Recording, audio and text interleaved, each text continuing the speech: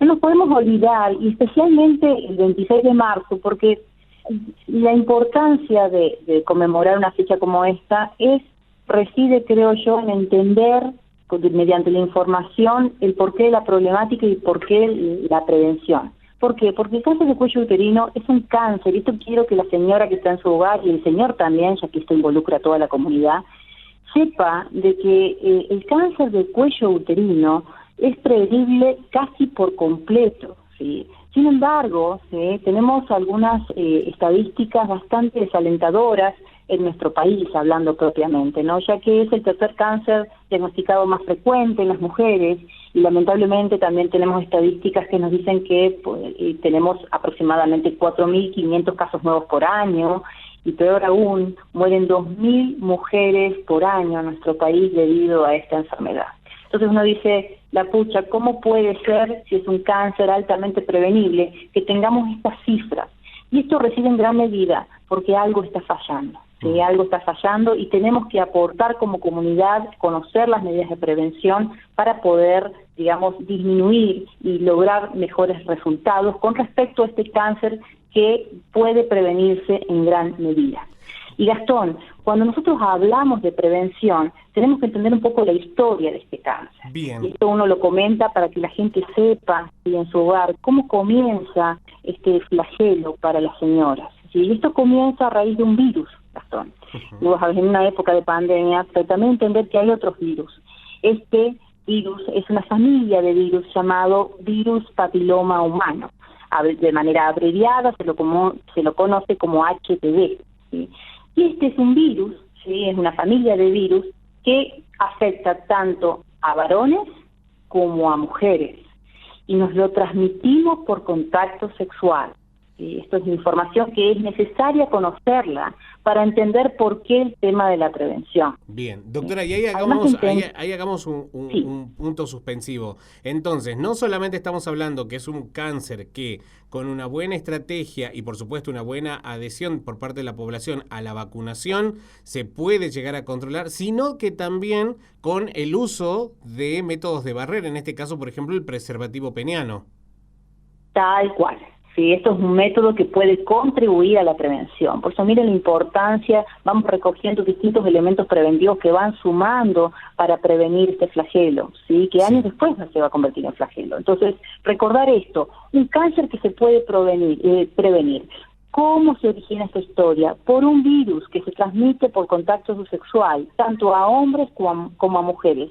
Y agrego más, Gastón, se estima que 8 de cada 10 personas van a tener HPV, vamos a tener HPV en algún momento de nuestras vidas. Sí. Lo que pasa es que en la mayoría de los casos, este virus, gracias a Dios, desaparece sin causar síntomas, pero solo en una pequeña proporción, ¿sí?, este virus se adhiere al cuello uterino de las mujeres, de algunas mujeres, provoca lesiones, ¿sí?, lesiones que no son cáncer, esto quiero que sea claro, provoca lesiones que con el tiempo, y hablamos de años, hablando de tiempo, pueden convertirse en cáncer, ¿sí? Mire qué importante conocer esta historia para entender. Se habla que el tiempo estimado desde que se produce una lesión que no es cáncer, pero provocada por el virus, hasta desarrollar un cáncer de cuello uterino, es aproximadamente entre 10 y 20 años. Y ahí reside la clave de la prevención, de una de las partes de la prevención, más allá de la vacuna, ¿sí? Es decir, ¿y qué pasó? ¿Qué pasa a una señora cuando nos llega con el cáncer de cuello uterino? Decir, señora, ¿qué pasó entre 10 y 20 años, donde seguramente usted tenía las lesiones? ¿Qué pasó con los controles ginecológicos, etcétera? Porque esto es algo muy frecuente en nuestro consultorio.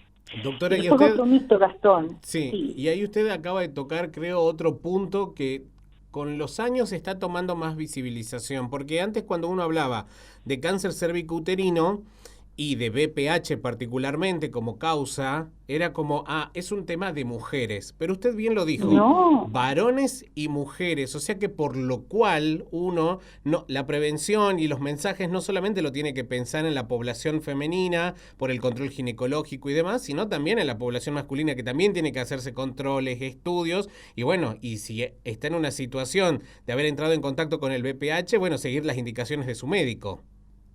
para cuidar a su pareja, ¿sí? Porque los hombres en buena medida no tienen grandes lesiones a ese nivel, pero sí las mujeres, ¿sí? Donde, repito, el HPV, todos vamos a tener HPV en algún momento de nuestras vidas, esto está demostrado.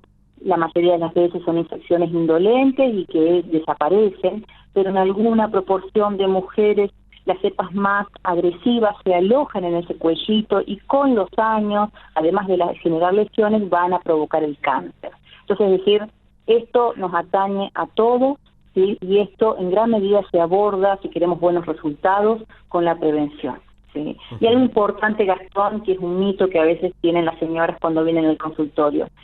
Doctora, yo no tenía síntomas, por eso, ¿qué pasa que yo no tenía síntomas? Las lesiones precancerosas, así lo llamamos nosotros, a las lesiones previas al cáncer que provocan este virus, o el cáncer en sus estadios iniciales, no producen síntomas. Entonces, otro mensaje a llevarse a la casa, ¿sí? No hay que esperar a tener síntomas para pensar en un cáncer. Esto atañe a todos los tipos de cáncer en gran medida, pero especialmente el cáncer de cuello uterino, ¿sí? Entonces, pequeños mensajes que yo necesito que la familia en su hogar trate de, digamos, obtener. Y ahí hablar de prevención, porque, bueno, ¿y qué se hace, doctora, para prevenir, conociendo la historia de esta enfermedad? Cómo el virus provoca lesiones y de esas lesiones terminan en cáncer después de varios años. Bueno, la medicina tiene 3 pilares para prevenir, Gastón. Una que se llama prevención primaria, que es intentar evitar la infección con esta familia de virus, y la otra es la prevención secundaria, que es una vez que uno ya tiene el virus instalado en su cuerpo, ¿sí? Primer prevención primaria, la famosa vacuna contra el HPV, de nombres comerciales como Cervarix y Gardasil, ¿sí? Esta vacuna previene la infección de los virus de HPV, ¿sí? Que causan aproximadamente el 80% de los casos de cáncer de cuello de útero. Mira qué importante, Gastón, recalcar esto, y sobre todo como sociedad estar un poco muy orgullosos, es decir, que esta vacuna además es una vacuna gratuita y obligatoria. Está. Sí. Y además tanto que estamos hablando hoy de vacunas, ¿no? Hablando de que no sé si será seguro o no, no sé si me la pongo. Acá estamos hablando de una vacuna que ya tiene toda la evidencia, ha sido aprobada en todo el mundo y además con incluso ya estudios epidemiológicos retrospectivos viendo cómo ha bajado la incidencia del cáncer cervicouterino en poblaciones gracias a este tipo de estrategia. Tal cual, aplicada en niños y niñas de 11 años, su primer dosis a los 11 y después la segunda 6 meses después, logrando los resultados que estás refiriendo. Vamos por la vacuna, excelente medida epidemiológica, digamos, y de sanidad para poder luchar contra este flagelo que, bueno, hasta hoy en día lo tenemos. Pero esta es nuestra primera herramienta. La otra herramienta para prevenir el cáncer de cuello uterino son 2 elementos más, que son el Papa Nicolau y el test de HPV. Hablemos del Papa Nicolau, y esto es importante resaltar porque hay muchas dudas a veces con respecto a esto.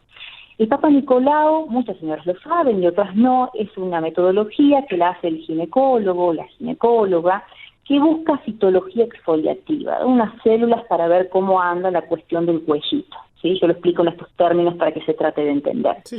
Es un estudio que se hace a partir de los 25 años, es un estudio sencillo que trata de detectar las lesiones en el cuello uterino. Estamos hablando de detectar esas lesiones que puede haber provocado el virus antes de que se conviertan en cáncer, ¿sí? Lo que permite tratar las lesiones antes de que se conviertan en cáncer. Repito y vuelvo a repetir para que quede claro. Ahora, muchas doctoras me dicen, pacientes, me dicen, doctora, bueno, ¿y los resultados del PAP qué significan? ¿Esto ya es cáncer o no?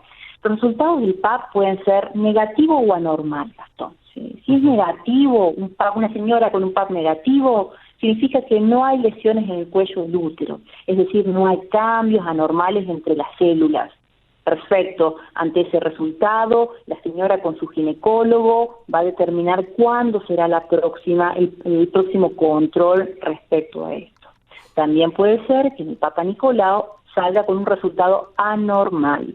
¿Esto qué significa? Significa que hay alguna lesión en ese cuello de útero, es decir, que hay cambios anormales en las células de ese cuello, y es posible, ante este resultado, que sea necesario realizar otros estudios llamados colposcopía o biopsia.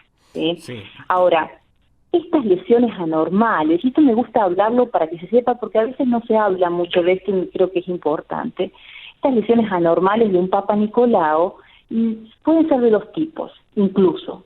Si es de bajo grado son lesiones leves y generalmente se van solas, eso el ginecólogo también se va a encargar de decir. Y si es de alto grado, ahí las lesiones requieren el mayor seguimiento, hablando nuevamente de tener que hacer estudios como la colposcopía y la biopsia. Y ahí empezamos a transcurrir un camino de valoración para detectar efectivamente si esto se trata de una lesión provocada por HPV previa al cáncer o efectivamente un cáncer de cuello uterino, en donde ambos diagnósticos, ¿sí?, corroborados, nos van a permitir a nosotros, ¿sí?, tomar medidas terapéuticas, erradicar el problema y con esto evitamos el cáncer, digamos, mucho más avanzado años después. ¿Sí? O si es un cáncer temprano, también hay medidas. Entonces, mire qué importante el valor del Papa Nicolau. Tal cual, doctora. Y además también pensando, o sea, ¿por qué es importante esta recomendación que usted la está remarcando tanto? Porque no nos olvidemos que anatómicamente gran parte del órgano sexual femenino está dentro del cuerpo. Entonces, no es algo donde uno pueda hacer un autoexamen y bueno, porque siempre que hablamos, por ejemplo, de otro tipo de cáncer, el cáncer de mama, muchas mujeres han incorporado este mensaje de si noto algo extraño en las mamas, pido turno con mi médico y planteo la situación. Acá no hay una forma de que una pueda anticiparse y decir, esto me tiene que llevar a la consulta, o sea que por lo cual no me relajo. Voy periódicamente al ginecólogo para justamente después no llevarme esta sorpresa. Tal cual. Incluso el mismo ginecólogo, no es que periódicamente los controles del ginecólogo va estipulando cada cuánto los controles de acuerdo al resultado del Papa Nicolau. Claro. ¿Sí? Pero mire la importancia de todo esto, porque como usted dice, Gastón, la mujer no se ve esto y además hay un factor cultural. La mujer muchas veces se deja para lo último, sí, diría la madre, porque primero es los hijos, atender la casa, sostener el hogar, el trabajo, y a lo último el control, ¿sí? Y después nos encontramos con estas sorpresas muy desagradables, no entendiendo por qué, si este cáncer nos da tantos años para poder detectar, incluso detectar las lesiones previas, nos encontramos con realidades nefastas muchas veces, de no entender por qué este cáncer avanzó tanto en mujeres jóvenes, porque este cáncer es muy prevalente a partir de los 35 años, o en señoras de mayor edad, ¿sí? Siendo un problema de sanidad importante en nuestro país, relatando las cifras que recién te comentaba. Perfecto. Y bueno, doctora, por supuesto, si nos vamos a específicamente ya situaciones donde no hubo prevención primaria, donde no se llegó a controles de forma oportuna y se llegó a un diagnóstico de ya hablar de un cáncer cérvico-uterino. En esa instancia, ¿qué sucede? Bueno, sucede que ante un diagnóstico de este tipo, esto se trabaja de manera multidisciplinaria entre el ginecólogo y el oncólogo, y incluso intervienen otros colegas de acuerdo a la situación. Esto también es importante hablarlo, porque no está todo perdido cuando tenemos un cáncer de cuello uterino o de cervix ya diagnosticado o instalado.